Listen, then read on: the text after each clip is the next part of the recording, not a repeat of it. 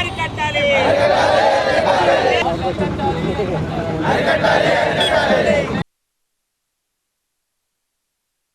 జర్నలిస్టులకి రాను అసలు భద్రత లేకుండా పోతుంది. కనీసం జర్నలిస్టుల సంరక్షణ సంబంధించి చాలా కాలంగా ఒక ప్రత్యేక చట్టం చేయాలని జర్నలిస్ట్ సంఘాలన్నీ కూడా కోరుతున్నప్పటికీ కూడా ఆయా ప్రభుత్వాలు పట్టించుకోవడం లేదు.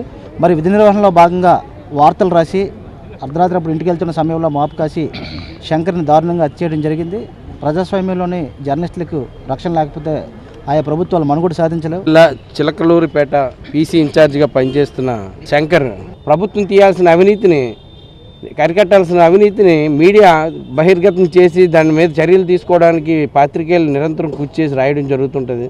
అలాంటి రాసిన వారిపై ఇలా దాడి చేసి మరణిస్తే ఇంకా పత్రిక స్వేచ్ఛ ఎక్కడ ఉన్నదనేది ఇప్పుడు ప్రశ్నార్థకంగా మారింది.